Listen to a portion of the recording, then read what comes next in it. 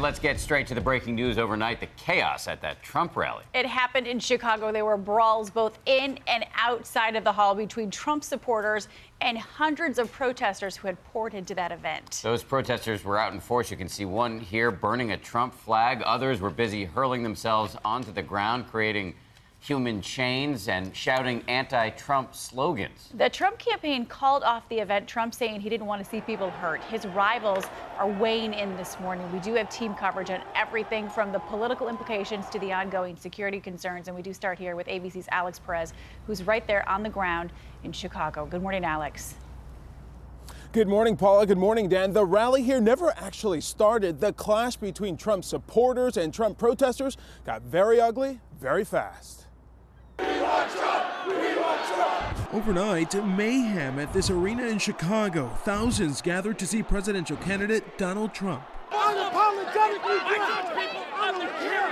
Tonight's rally will be postponed until another day. His supporters and protesters facing off in a series of heated and violent exchanges. Donald Trump is not welcomed in Chicago, and we're going to make that clear today. The protester later storming the empty podium, shouting at people below before security forced him off stage. That same man later going head-to-head with a Trump supporter, both men wrestling, throwing punches as onlookers tried to break up the fight. I don't want anybody a brawl here. I don't want her beat up or him beat up. The melee spreading outside the rally too. This Chicago police officer struck by a flying bottle.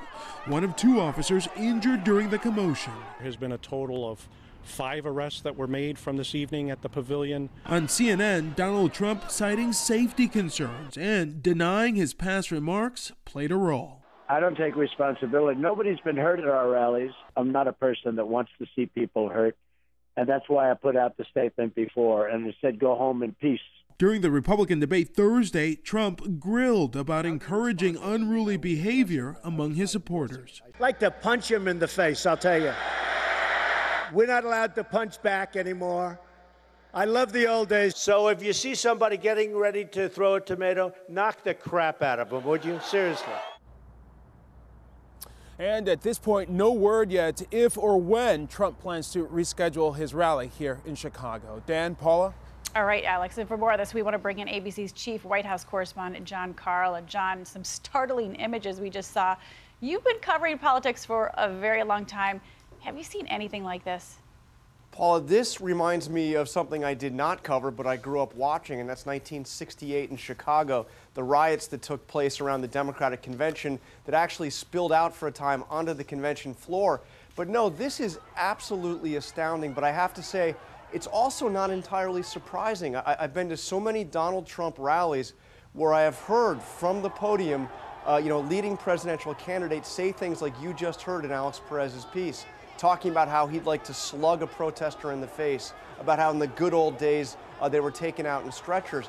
I've heard those taunts aimed frankly, at me, at others in the place they call the media pen, where they often require reporters to stay at Donald Trump rallies, taunting members of the press, saying these are awful people, and then you hear people yelling at reporters as well.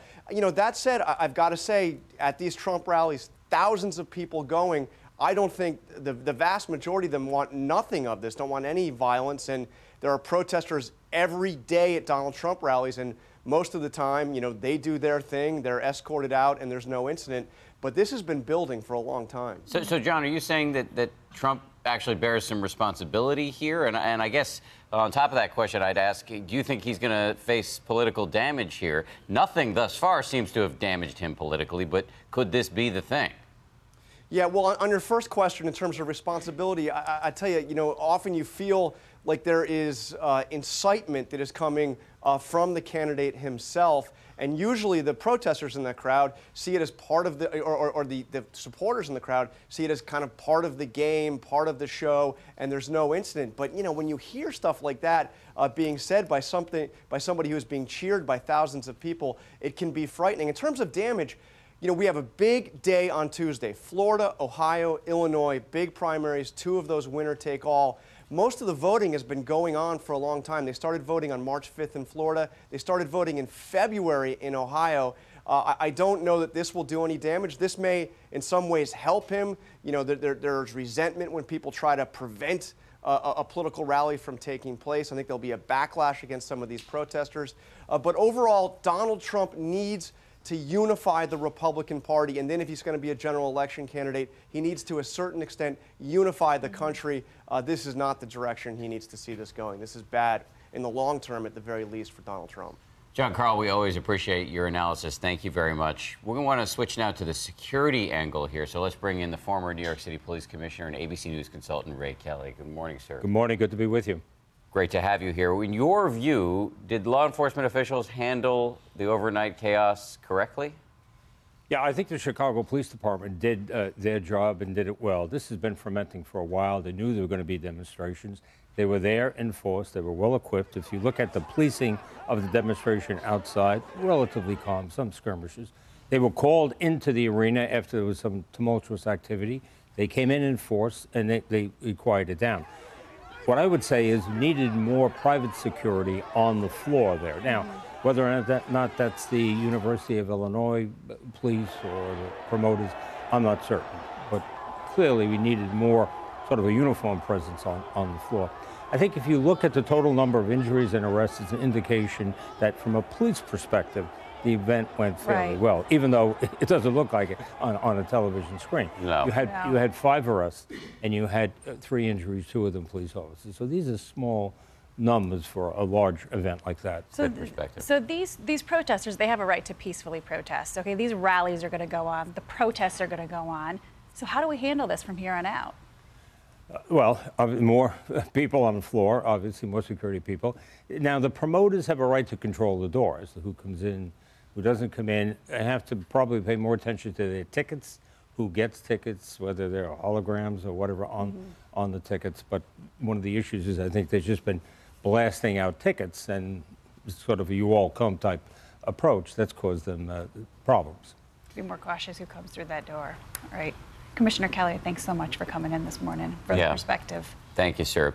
Now, high-stakes primaries looming on Tuesday. As John mentioned, Trump's rivals, knowing these contests are coming, they are rapidly responding to the overnight chaos. And for more on that angle, let's turn to ABC's David Wright. David, good morning to you. Good morning, Dan. Whether you're a Trump lover or a Trump hater, so many people are troubled by all of this. And some of the haters, of course, are hoping to take advantage. Trump's opponents blame him for inciting this, as we've been hearing, but he insists he's the victim. This is a sad day. It should come as no surprise that the men running against Trump blame him. When you have a campaign that disrespects the voters, when you have a campaign that affirmatively encourages violence, you create an environment that only encourages this sort of nasty discourse. There's only one presidential candidate who has violence at their events. John Kasich said of Chicago, the seeds of division that Donald Trump has been sowing this whole campaign finally bore fruit, and it was ugly. It's one of the few issues where there's bipartisan agreement. Bernie Sanders spoke in Illinois, just a few miles away. Not letting Donald Trump or anybody else divide us up. At an Austin fundraiser last night, before the Trump rally incident, President Obama took some pot shots too. I can insult people even better than that.